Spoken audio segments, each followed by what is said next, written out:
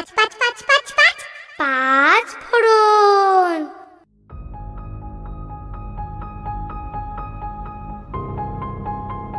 কেমন আছো বন্ধুরা? পাঁচফোড়ন অডিও স্টোরি চ্যানেলে আপনাদের সবাইকে স্বাগতম। বাংলা সাহিত্যের কিছু খ্যাত এবং অখ্যাতনামা লেখক লেখিকার গল্প দিয়ে সাজানো আমাদের এই বাংলা পাঁচফোড়ন অডিও স্টোরি চ্যানেল। আমাদের আজকের গল্প বাংলা পাঁচফোড়ন অডিও স্টোরি চ্যানেলের নিজস্ব গল্প বাঁদা বনে একবার। গল্প পাঠে শারণ্য সান্যাল, গল্পের সূত্রধর কৌশিক গাঙ্গুলি। শুরু হচ্ছে আজকের গল্প বাঁদা বনে একবার।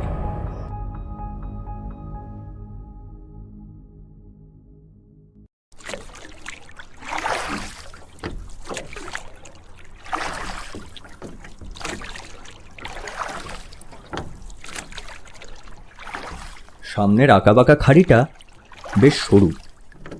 সুন্দরী, কেওড়া, গেওয়া ও গোলপাতার গুচ্ছ এমনভাবে তাদের শাখা প্রশাখা মেলেছে যে এক হাতে বৈঠা আর এক হাতে চোখা চোখা ডাল আর গোলপাতার বাধা ঠেকাতে গিয়ে রীতিমতো হিমশিম খাচ্ছে ছোটেলাল। মনে মনে বিরক্ত হলেও কিছুই করার নেই তার। আজ ইচ্ছা করে সুন্দর নামের তার সর্বক্ষণের সাথী ছোকরাটাকে সাথে আনেনি সে। সুন্দর থাকলে হয় ডাল ধরে উঁচু করে দিত বা দা দিয়ে ছেটে দিত। ছোটেলালের এই নৌকাটা খুবই ছোট, হঠাৎ হিংস্র জীবজন্তুর আক্রমণ থেকে আত্মরক্ষার জন্য একদমই নিরাপদ নয়। এই বাঁদা বনে একটা প্রচলিত কথা আছে, জলে কুমির আর ডাঙায় বাঘ।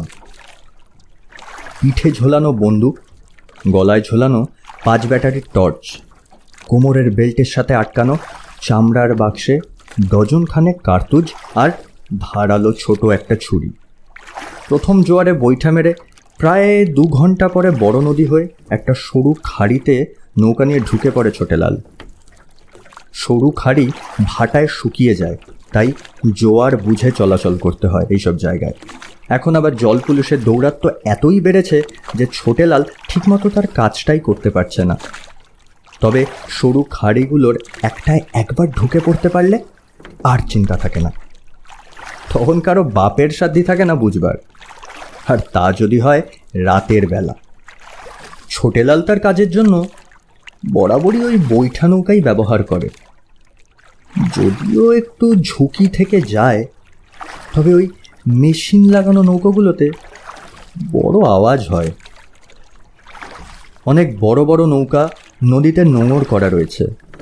কোনোটায় বালি, কোনোটায় ছাই, আবার কোনোটায় বালি বা ছাইয়ের নিচে চাপা দেওয়া সোনার বিস্কুট, গাঁজা বা অন্য কিছু।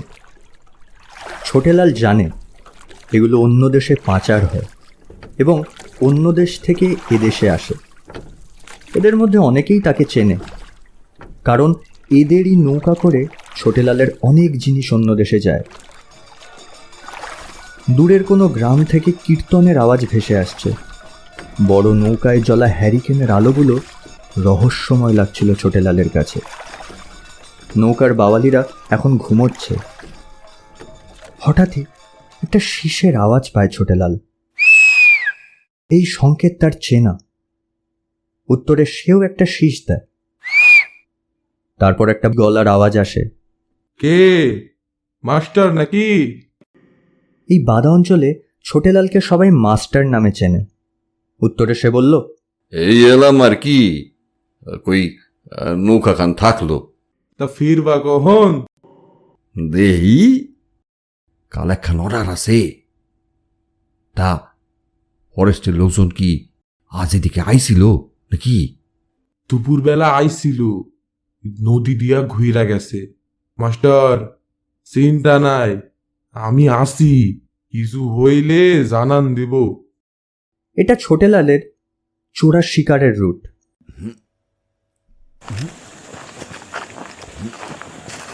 কাদা ভেঙে সুন্দরীর শুল থেকে নিজের পা বাঁচিয়ে বাদায় উঠে দাঁড়ালো ছোটেলাল। বড় সাংঘাতিক এই সুন্দরী গাছের শুলগুলো, ঠিক যেন এক একটা বল্লমের ফলা। বুঝে শুনে পা না ফেললে পা একেবারে এফোর ওফোর করে দেবে। চাঁদের আলোয় চারদিক ঝলমল হলেও জঙ্গলের ভিতর নিকোষ কালো অন্ধকার। পকেট থেকে একটা ছোট্ট দড়ি বের করে ছোটেলাল। তার বাবার শেখানো পদ্ধতিতে বন্দুকের বাটের সাথে টর্চটা শক্ত করে বেঁধে নেয়। তারপর বনবিবিকে একটা প্রণাম ঠুকে বন্দুকের ট্রিগারে আঙুল দিয়ে বনের মধ্যে ঢোকে ছোটেলাল। বনের বাইরে টর্চ জ্বালালে সেই আলো কারোর চোখে পড়ে যাওয়ার সম্ভাবনা থাকে, তাই টর্চ নিভিয়েই অন্ধকারে জঙ্গলে ঢুকে পড়ে ছোটেলাল। বনের একটু ভিতরে গিয়ে স্বভাব অনুযায়ী আলো ফেলে চারিদিক সতর্কভাবে পর্যবেক্ষণ করে ছোটেলাল। এটা তার চেনা পথ, বারবার এখানেই তাকে আসতে হয়। আর একবার হাত দিয়ে চামড়ার বাক্সের মধ্যে রাখা কার্তুজগুলোকে ভালো করে দেখে নেয়। না, সব ঠিক আছে, এবার ঠাকুর ঠাকুর করে কাজটা সারতে পারলেই হয়। বেশ মোটা টাকা আসবে ছোটেলালের হাতে। চোরবাজারে নাকি এসব জিনিসের অনেক দাম। টাকার কথা ভাবতেই ছোটেলালের চোখ দুটো চকচক করে ওঠে। চট করে একবার ঘড়িটা দেখে নেয় ছোটেলাল। 9টা বাজে, প্রায় 2 ঘন্টা হয়েছে। না, এখনো সময় আছে। ঘন গাছের সারি এড়িয়ে গা বাঁচিয়ে বনের আরও ভিতর দিকে চলতে থাকে সে। কোথাও দাঁড়িয়ে চারদিকে আলো ফেলে নজরদারি করে নেয়। এই পথে সে বহুবার বাপের সাথে এসেছে। তারপর তার বাপ মারা যাওয়ার পর নিজেও অনেকবার এসেছে, কিন্তু তখন সাথে সুন্দর ছিল। কিন্তু আজ সে একা। যদিও আজ তক বড় মিয়ার মুখোমুখি হয়নি কখনো, শুধু একবার ছাড়া, তবুও বাপের শেখানো অভ্যাস এখনো সে পালন করে। আধা ঘন্টা হেঁটে অপেক্ষাকৃত একটু ফাঁকা জায়গায় পৌঁছল ছোটেলাল।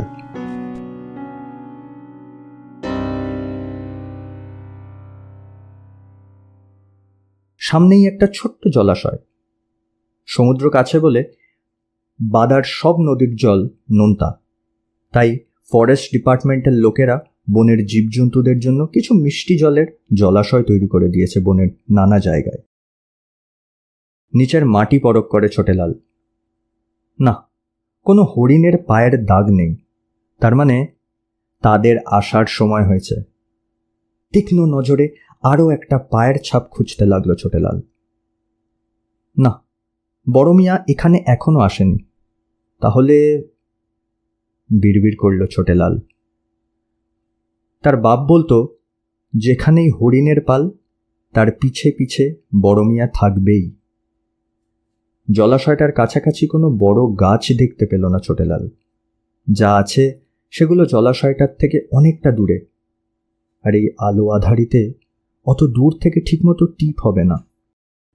কোনো উপায় না দেখে জলাশয়ের কাছে মাঝারি একটা গাছে উঠে তার মোটা ডাল একটা বেছে নিয়ে, আর ঠিক সেই ডালটারই একটু নিচে অন্য একটা ডালে পা রেখে গাছের গায়ে ঠেস দিয়ে বেশ জুত করে বসে ছোটেলাল। কপাল থেকে বাড়তি গামছা খুলে গায়ের ঘাম মোছে সে। গাছের পাতার ফাঁক দিয়ে চাঁদের আলোর ছিটে ফোটা নজরে আসে। চারিদিক অসম্ভব চুপচাপ, শুধু একটানা ঝিঝি পোকা ডেকে চলেছে।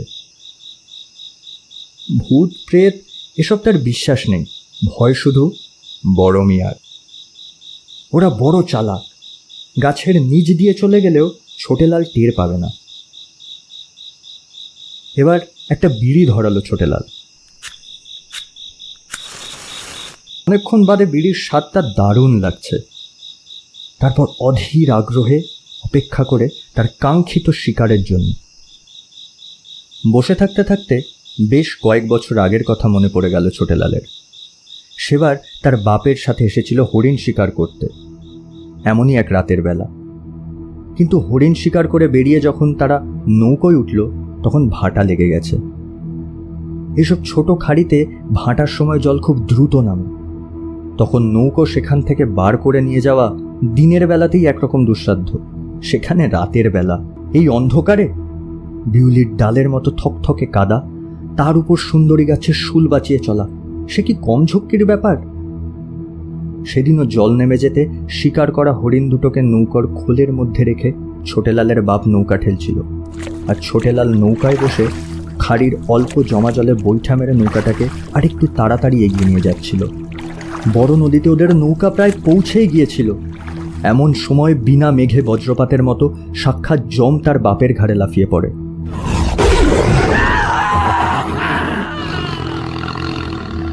শুধু একটা বিকট গর্জন আর তার বাপের শেষ আর্ত চিৎকারটুকু শুনেছিল ছোটেলাল। এমনকি বাপের শেষ কৃত্যটাও করতে পারেনি। পরদিন প্রায় 8-10 জন মিলে বহু খুঁজেও দেহটাকে পাওয়া যায়নি আর। অথবা সেই রাতটা যখন বিশুকে হরিণ শিকারের নাম করে এখানে নিয়ে এসে তাকে চিরতরে চির নিদ্রার দেশে পাঠিয়ে দিয়েছিল সে। বিশু ছিল তার সর্বক্ষণের সঙ্গী, কিন্তু ধীরে ধীরে কাজের বকরা নিয়ে এত ঝামেলা শুরু করলো, একটু এদিক থেকে ওদিক হলেই পুলিশের সব কথা ফাঁস করে দেবে ভয় দেখাতো। তাই নিজের রাস্তা পরিষ্কার রাখতে বিশুকে এই পৃথিবী থেকে না সরালে চলছিলই না। বুদ্ধি করে বেশি টাকার লোভ দেখিয়ে বিশুকে এই বাদা বনে নিয়ে আসে সে। তারপর সুযোগ বুঝে আগে থেকেই জামার নিচে লুকিয়ে রাখা ছোট্ট লোহার রডটা দিয়ে পিছন থেকে বিশুর মাথায় একটা আঘাত, আহ করে একটা ছোট্ট আওয়াজ করে কাটা কলা গাছের মতো বিশু মাটিতে পড়ে গেছিল। অজ্ঞান অবস্থায় বিশুর হাত পা বেঁধে একটা গাছের সাথে বেঁধে রেখে গাছের একটা গাছে উঠে পড়েছিল। বিশুর জ্ঞান আসার পর নিজের অবস্থা দেখে, তার মুখের অভিব্যক্তি দেখে বেশ খুশি হয়েছিল ছোটেলাল। আর বাঘে যখন তার জল জ্যান্ত শরীরটাকে ছিঁড়ে খুঁড়ে খাচ্ছিল, তখন ছোটেলালের শরীরের মধ্যে অদ্ভুত একটা শিহরণ খেলে যাচ্ছিল। হঠাৎই একটা রাতচরা পাখির ডাকে চিন্তার জাল ছিঁড়ে যায় ছোটেলালের। আর একটা বিড়ি ধরায় সে। কিন্তু আজ এত দেরি হচ্ছে কেন? অবশ্য মাঝে মধ্যে শিকারের আসতে দেরি হয়, আবার কখনো কখনো এমনও হয় যে শিকার আসেই না, তখন খালি হাতে ফিরতে হয় তাকে। রাতে বন্দুকের আওয়াজ বহুদূর যায়, কিন্তু ফরেস্ট বিভাগের লোক আস্তে আস্তে সকাল, ততক্ষণে ছোটেলাল তাদের নাগালের বাইরে। দিনে শিকার করা সহজ, কিন্তু ধরা পড়ার ভয় বেশি। ছোটেলাল যে গাছে বসেছিল তার আশেপাশের গাছে কিছু বাঁদর ছিল। হঠাৎই তারা ডাকাডাকি করতে করতে ডাল বদলাতে লাগলো। ছোটেলালের মনে আশা জেগে উঠল, শিকার খুবই কাছেই আছে আর এদিকেই আসছে। হাতের জ্বলন্ত বিড়িটা ফেলে শক্ত হাতে বন্দুকটাকে ধরল ছোটেলাল। তার শরীর শক্ত হয়ে গেছে। ছোটেলাল আজ বাঘ শিকার করতেই এসেছে এখানে। এতদিন সে শুধু হরিণ, বুনো শুয়োর এইসবই শিকার করত। তাদের এই লাইনে যারা আছে তাদের কাছে খবর পেয়েছে একজন বিদেশি নাকি বাঘের চামড়া কিনতে চায়, ভালো দামও দেবে। তাই প্রথমবার এই বড় শিকারের ঝুঁকিটা নিয়েছে সে। এমন সময় বনের ভিতর থেকে বেশ রাজসিক ভঙ্গিতে বেরিয়ে এলো এই সমগ্র সুন্দরবনের বাদা অঞ্চলের রাজা, দ্য রয়্যাল বেঙ্গল টাইগার।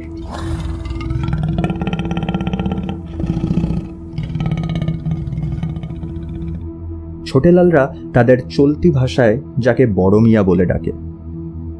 রাতের অন্ধকারে বাঘের চোখ দুটো ভাটার আগুনের মতো জ্বলছে।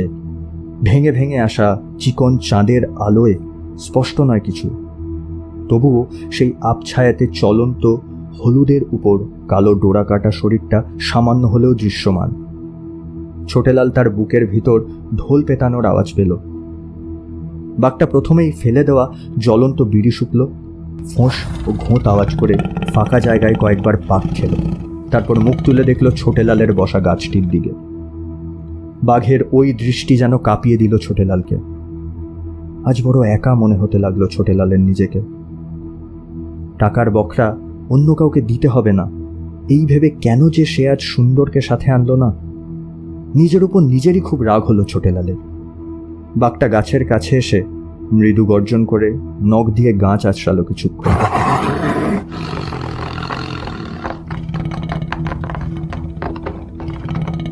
তারপর সামনের দুপা বাড়িয়ে ছোটেলালের নাগাল পাওয়ার চেষ্টা করতে লাগলো। বাঘের নাগাল থেকে মাত্র 4-5 হাত উঁচুতে রয়েছে ছোটেলাল। বড় মিয়াকে এত কাছ থেকে দেখে আর তার সৌন্দর্য দেখে বিস্ময়ে হতবাক হয়ে বন্দুক ছুটতে যেন সে ভুলে গেল। বাঘটার পায়ের নিচে অসংখ্য শুল, তাই সে ঠিকমতো সুবিধা করতে পারছিল না লাফিয়ে উঠতে। নিচে সুন্দরী গাছের অগণিত শুল না থাকলে বাঘটা এক লাফেই তাকে গাছ থেকে নামিয়ে নিত। ছোটেলাল এবার কাঁপতে শুরু করলো। তবুও নিজের মনকে শক্ত করে দুই ডালে দুই পা রেখে গাছের উপর পিঠে ভর করে উঠে দাঁড়ালো। বাঘ তখনও চেষ্টা চালাচ্ছে ছোটেলালের পায়ের নাগাল পাওয়ার, কারণ সে হয়তো বুঝতে পেরেছে তার শিকারের অন্য কোথাও পালাবার উপায় নেই। ছোটেলাল জানে বেশিক্ষণ এইভাবে সে নিজেকে রক্ষা করতে পারবে না। গাছটা যদি বড় হতো তাহলে আলাদা কথা ছিল, আরও উঁচু কোনো ডালে উঠে নিজেকে বাঁচাতে পারত, কিন্তু এখানে সেটা সম্ভব নয়। তাকে যা করার এখনই করতে হবে। এক হাতে গাছের একটা ডাল ধরে রেখে অন্য হাতে খোলা গামছাটা দিয়ে পিঠের দিকের গাছের সঙ্গে নিজেকে শক্ত করে বাঁধবার চেষ্টা করতে গিয়ে কি করে যেন তার কোমরের সঙ্গে আটকে রাখা চামড়ার কার্তুজের বক্সটা ছিঁড়ে গিয়ে কার্তুজগুলো ঝরঝর করে নিচে পড়ে গেল। ছোটেলাল কিছুক্ষণ হা করে তাকিয়ে থাকলো তার দুর্ভাগ্যের দিকে। চাঁদের অল্প আলোয় পিতলের কার্তুজগুলো চকচক করে উঠল। ছোটেলালের মনে হলো কার্তুজগুলো যেন তার অসহায়তা দেখে তার দিকে তাকিয়ে বিদ্রূপের হাসি হাসছে। যখন বাঘটা কার্তুজগুলো শুকে দেখছে, এই ফাঁকে তড়িৎ গতিতে বন্দুকটা গলায় ঝুলিয়ে ছোটেলাল গামছা দিয়ে নিজেকে গাছের সাথে বেঁধে ফেলল। তারপর টর্চের আলো চোখে মেরে তাড়ানোর চেষ্টা করল, কিন্তু লাভ কিছুই হলো না। উল্টে বাঘটা ছোটেলালের দিকে তাকিয়ে চাপা গর্জন করে উঠল। হঠাৎই একটা কথা মনে পড়তেই তার মুখে হালকা হাসি খেলে গেল। গাছের একটা ডাল ভেঙে তাতে গামছাটা ভালো করে পেঁচিয়ে একসাথে 3-4টে করে দেশলাই কাঠি জ্বালিয়ে আগুন লাগিয়ে নিচে বাঘটার সামনে ফেলল। কাজ দিল। আগুন থেকে বাঘটা সরে গেল ঠিকই, কিন্তু গাছ থেকে একটু দূরে গিয়ে দুপায়ের উপর মুখ রেখে বেশ আয়েশ করে বসল। তারপর নিজের গা চাটতে চাটতে একবার তার শিকারের দিকে তাকায়। আজ একা আসা খুব ভুল হয়েছে, বিড়বিড় করে ছোটেলাল। ছোটেলালের বন্দুকটা এক নলা, তাতে মাত্র একটি গুলি ভরা আছে। যদি বাঘের গায়ে গুলি না লাগে, আর যদি লাগেও কিন্তু একটা গুলিতে ওটা যদি না মরে, তাহলে কপাল আরও খারাপ। বড় জল তেষ্টা পেয়েছে ছোটেলালের, গলা যেন শুকিয়ে কাঠ। এই সময় একটু জল যদিও পেত, কিন্তু কোথায় জল? ছোটেলালের মাথা কি খারাপ হয়ে যাচ্ছে নাকি? পরপর দুটো বিড়ি খেয়ে ভেতরে জমে থাকা ভয় দূর করতে লাগলো। তার কি ভুল হয়ে গেছে?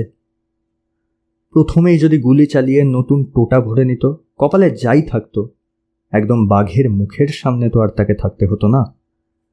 বাঘটা হয়তো জখম হয়ে পালিয়ে যেত, নয়তো দ্বিতীয় গুলিটায় বাঘের ভবলীলা সাঙ্গ হতো। ওই যে কথায় বলে না, চোর পালালে বুদ্ধি বাড়ে। বিড়বিড় করে গাছের উপরে বসে ছোটেলাল নিজেই নিজেকে ধমক লাগায়। ঘড়ি দেখল ছোটেলাল। ঘড়ি জানান দিচ্ছে রাত প্রায় 2:30 বেজে গেছে। আরও দেরি করলে চামড়া নিয়ে এখান থেকে বের হওয়ার সময় জল পুলিশের কাছে ধরা পড়ার ভয় থেকে যায়।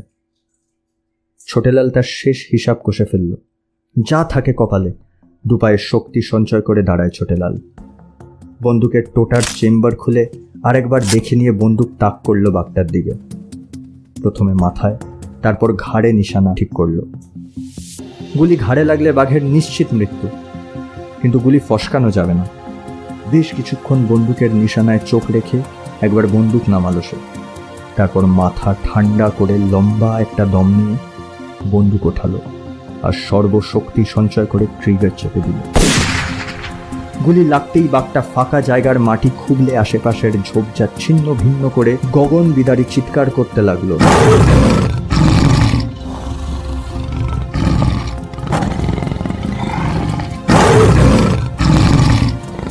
ছোটেলাল কিন্তু এবার ভয় পেল না, তার সাহস বেড়ে গেল।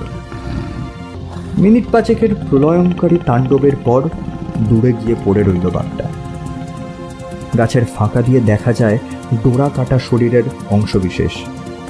5 মিনিট, 10 মিনিট, এইভাবে প্রায় আধ ঘন্টা কেটে গেল। বাঘটা তার গাছটার থেকে 8-10 দূরেই নিশ্চলভাবে পড়ে আছে। ছোটেলাল বাঘের দিকে সজাগ দৃষ্টি রেখে তার গামছার বাঁধন খুলে ফেলল। নিচের পড়ে থাকা কার্তুজগুলোর দিকে তাকিয়ে দেখে নিয়ে আবার তাকালো বাঘটার শরীরের দৃশ্যমান অংশটুকুতে। বাদার বাঘের কোনো ভরসা নেই, ওরা বড় ধূর্ত হয়। শিকারের আশায় দীর্ঘক্ষণ ওরা একই জায়গায় চুপ করে বসে থাকতে পারে। যদি এটা জীবিত থাকে তাহলে এক লাফে এসে এক থাবায় ছোটেলালের প্রাণ নিতে বেশিক্ষণ লাগবে না।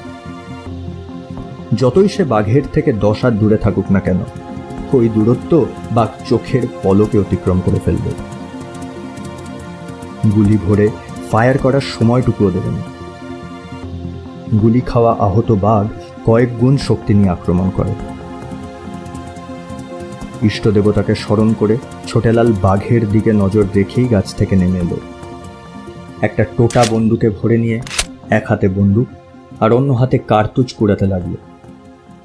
যদিও এখান থেকে কিছুই নজরে আসে না, তবু এখন অসতর্ক হলে চলবে না।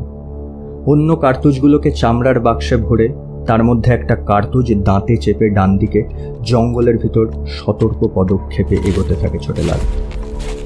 কিছু দূর এগোতেই গাছের ফাঁকা দিয়ে নজরে এলো বড় মিয়ার শরীর। গাছের আড়ালে দাঁড়িয়ে ছোটেলাল আরও একটা গুলি চালালো বাঘের পিঠ বরাবর। দাঁতে চেপে ধরা টোটা সাথে সাথে ভরে নিল। না, কোনো নড়াচড়া নেই। গাছের আড়াল থেকে বেরিয়ে ফাঁকা জায়গায় সন্তর্পণে দাঁড়ালো সে। ব্যাটা মরেছে, বাপরে বাপ। আর একটু হলেই তার দফা রফা হচ্ছিল আর কি, মনে মনে বলে ছোটেলাল। মনটা এতক্ষণে বেশ হালকা লাগছে ছোটেলালের। এবার তাড়াতাড়ি চামড়াটা ছাড়িয়ে নিয়ে এখান থেকে বেরোতে হবে। ভোর হতে আর ঘন্টা দেড়েক সময় আছে। চটপট ছুরিটা বার করতে যাবে এমন সময় কোথায় যেন আবার একটা রাতচড়া পাখি বড় বিশ্রীভাবে ডেকে উঠল। ছোটেলাল নিজের কাজে এতটাই মগ্ন ছিল যে আওয়াজ তাকে চমকে দিল। হঠাৎই ঘাড়ে কারুর জন্য গরম প্রশ্বাসের ছোঁয়া পায় ছোটেলাল। চমকে পিছনে তাকিয়ে কাউকে দেখতে পায় না। মনের ভুল মনে করে আবার নিজের কাজে মন দেয়। এমন সময় সুন্দরী, কেওড়া, গেওয়া প্রভৃতি গাছগুলো এক ঝলক ঠান্ডা হাওয়ায় থরথর করে কেঁপে ওঠে।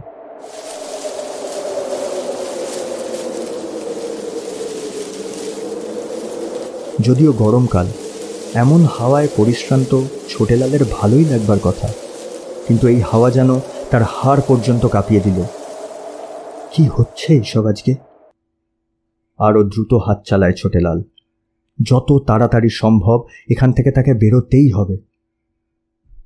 পুরো চামড়াটা যখন তার ছাড়ানো শেষ, তখন ভোর হতে আর বেশি দেরি নেই।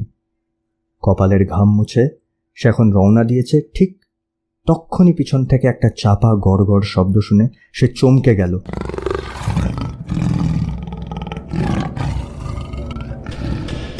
আরেকটা বাঘ নাকি? কিন্তু ছোটেলাল যতটুকু জানে তাতে বনের একই জায়গায় দুটো বাঘ একসাথে কখনোই থাকে না। ছোটেলাল খুব আস্তে আস্তে চামড়াটা নিচে নামিয়ে রাখল। তারপর খুব সন্তর্পণে কাঁধে রাখা বন্দুকটা বাগিয়ে ধরে পিছনে ঘোরে। কিন্তু পিছনে ঘুরে সে যা দেখল তাতে তার পায়ের তলার মাটি কেঁপে উঠল। সেই মৃত বাঘটা যার ছালটা সে ছাড়িয়ে নিয়েছে, সে কোনো অদ্ভুত উপায়ে তার প্রাণ ফিরে পেয়েছে। একটা মাংসের পিণ্ড যেন চার পায়ে ছোটেলালের সামনে দাঁড়িয়ে আছে। হলদেতে সদন্ত বার করে একটানা গড়গড় গড়গড় শব্দ করে যাচ্ছে।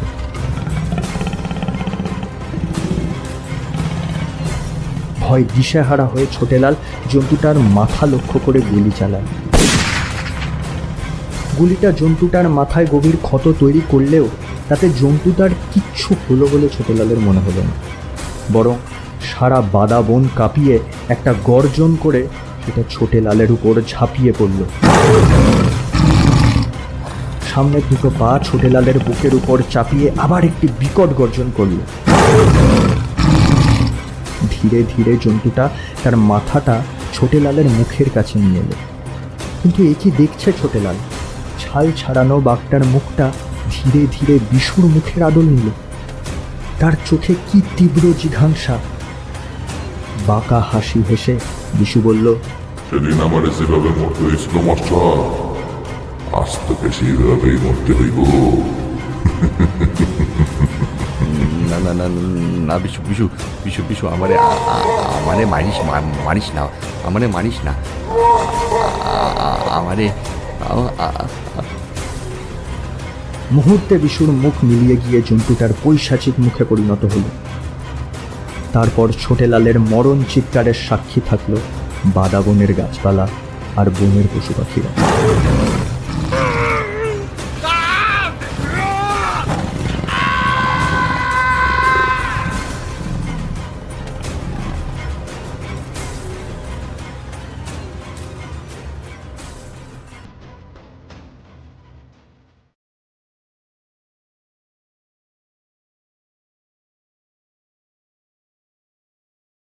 এতক্ষণ শুনছিলেন বাংলা পাঁচফোড়ন অডিও স্টোরি চ্যানেলের নিজস্ব গল্প বাদা বনে একবার।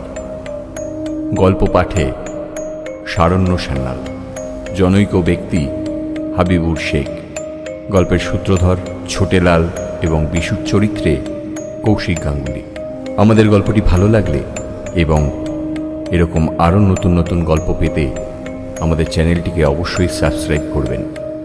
নতুন নতুন গল্পের আপডেট পেতে বেল আইকনটাকে প্রেস করতে অবশ্যই ভুলবেন না। আর হ্যাঁ, এবং কমেন্ট সেকশনে অবশ্যই আমাদের কমেন্ট করে জানাবেন যে আপনাদের গল্পটা কেমন লাগলো। তাহলে দেখা হচ্ছে আগামী সপ্তাহে, একই দিনে একই সময়।